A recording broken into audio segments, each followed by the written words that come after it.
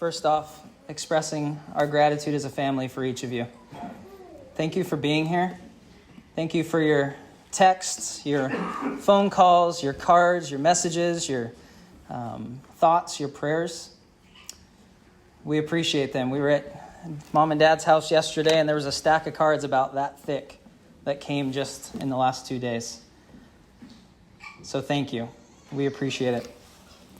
I also, before I forget, when we get down to the luncheon, there's going to be some cards on the tables, and we would love to hear your stories of Mom, your memories, your thoughts. So please take a moment to write on one of those, and there'll be a basket down there that you can put those in afterwards. Now, for those of you who might not know, I'm the oldest son, and dare I say the favorite son of Bill and Debbie.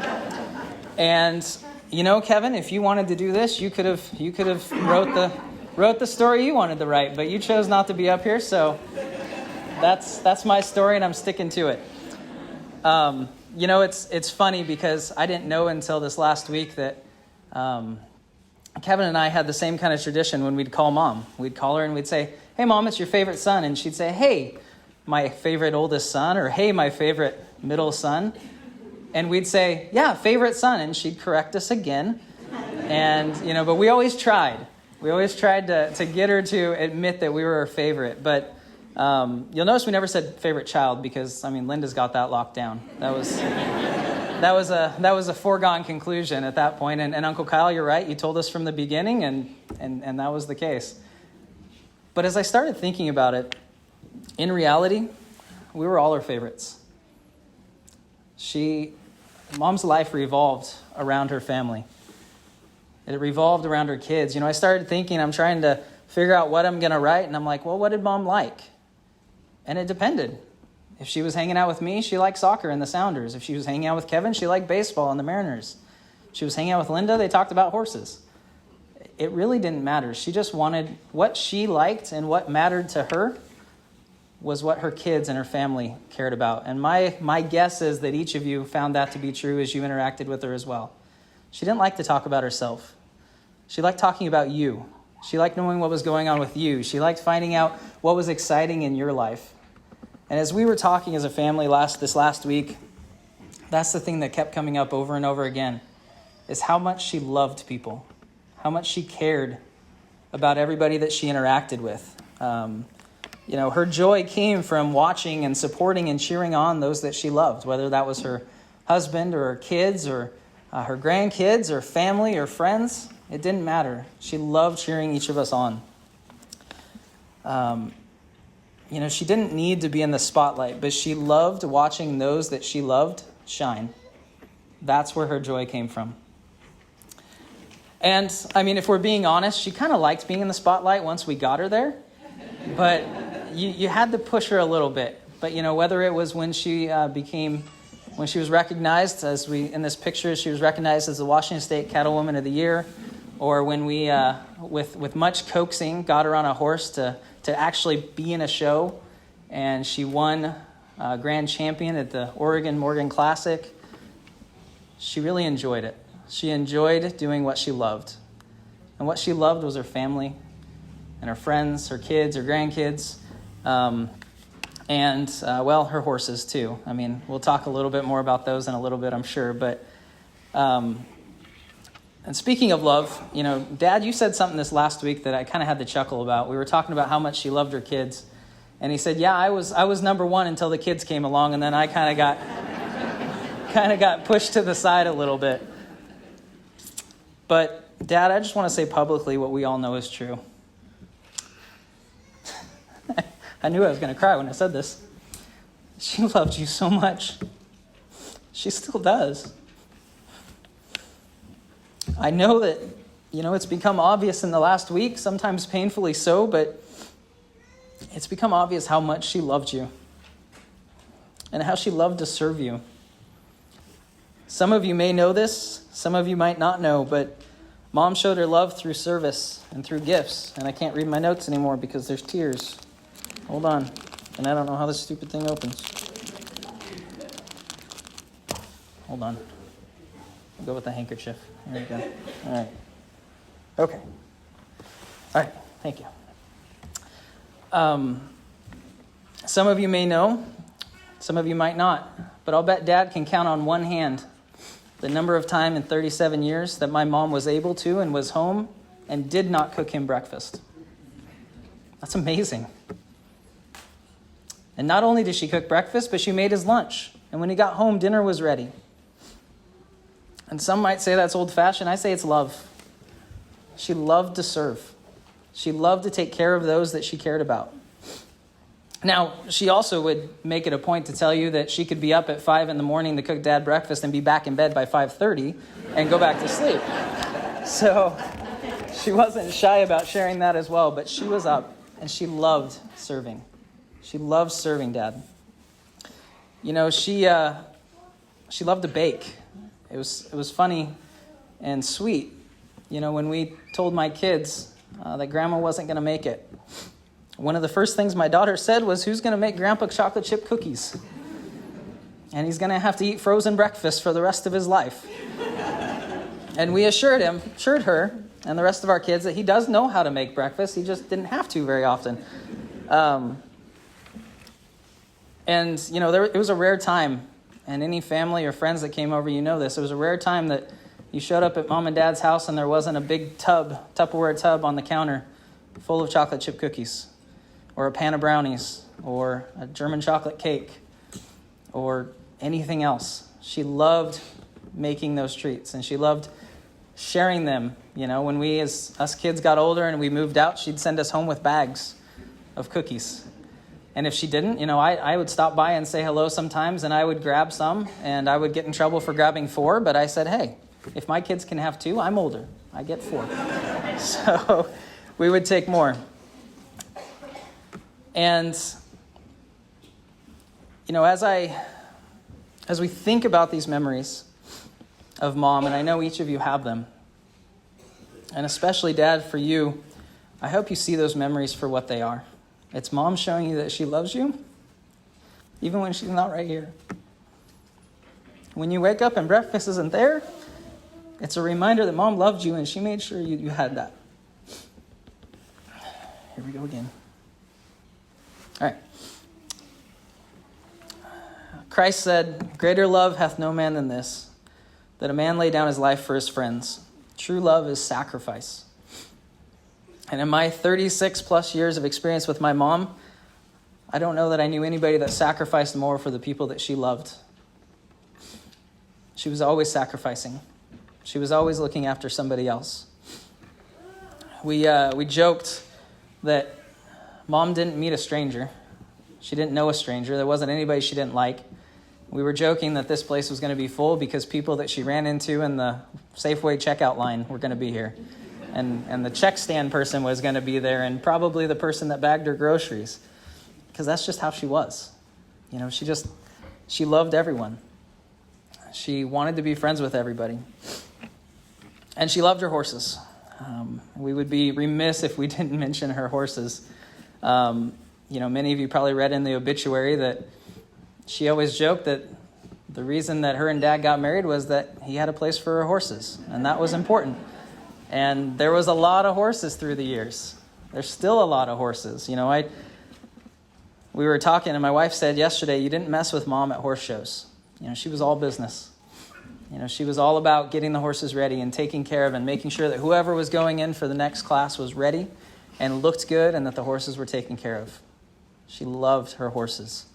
When we get down to the luncheon, we've got some pictures that we found, and there are pictures from the time that she was probably a year old on a horse. You know, and lots of pictures of her driving horses and riding horses, and it was so much a part of her life. You know, they say there's something about a girl and her horse, or in Mom's case, a girl and her horses, because there was lots of them. As I was thinking about what to say today, I think I wrote and rewrote 3 or 4 times. And every time I'd read it back, I hated it. Absolutely hated it. Because it felt superficial. I mean, what do you say about the woman that made you the man you are? What do you say about the woman who's always been there for you, who's always cheering for you? You know, my brother and sister could tell stories like this too, but I'm convinced I'm the only adult soccer referee whose mom would come and watch them ref.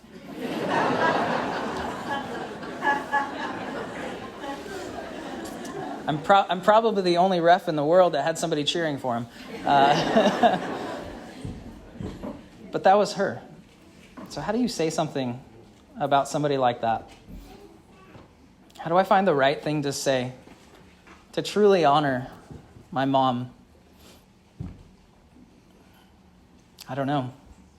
I don't think I can. But as I've gone through this past week, I've struggled because of, grief.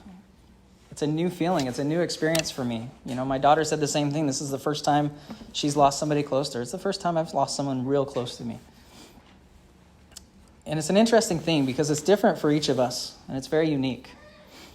My grief at losing my mother is different than Dad's grief at losing his companion and his wife. Dad's grief is different than those of you who lost a sister or a sister-in-law, an aunt, a cousin. And their grief is different from those of you who lost a dear friend or a mentor or somebody that you loved or somebody that loved mom that you love. But grief is grief, and we're all grieving. That's why we're here. In some way, we're all grieving. And I wanted to take a moment and honor each of you and the grief that you're feeling. And again, express our gratitude as a family, and thank you for grieving with us. Thank you for sending your love and your prayers and your support. We try to make sense of grief, but there's really no answer. I don't know why. We wonder when that grief will end, when it'll pass, when the pain will stop. I know I've had that conversation with my wife many times this past week. How long does this go on? How long do I feel like I'm in a fog or a haze? How long do I think about calling mom and then realize I can't?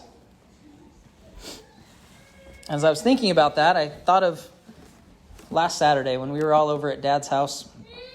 And as I was leaving, I walked around the side of the house. Funny story, because my son had stepped in dog poop and we didn't want the dog poop in our car.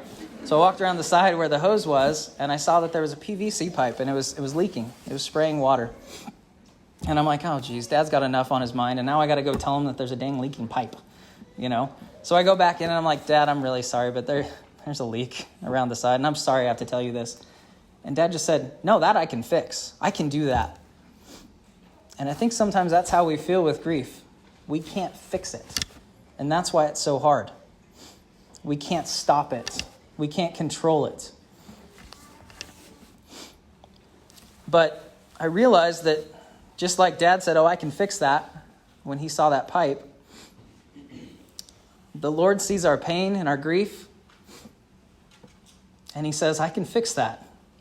I can help with that. And that same joy, I think, that Dad felt, and this is something I can control, is the same thing that our Father in heaven feels. As we grieve, he looks at us. He looks at our broken heart. He looks at our pain, our grief, our anguish at losing somebody we cared about. And he says, I can fix that. If we'll let him, he can fix it. Why do I share that with you? Because I've struggled over the past week trying to figure out how to fix it. Really, the past several months, trying to understand my feelings, my shock, my disbelief, my fear, my pain, my loss.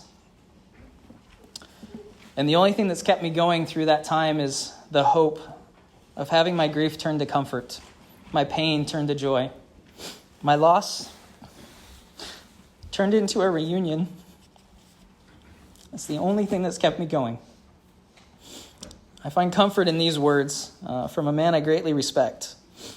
Following the passing of his wife, who was probably no more than 10 years older than Mom when she passed, he said, "We live to die, and we die to live in another realm. If we are well prepared, death brings no terror.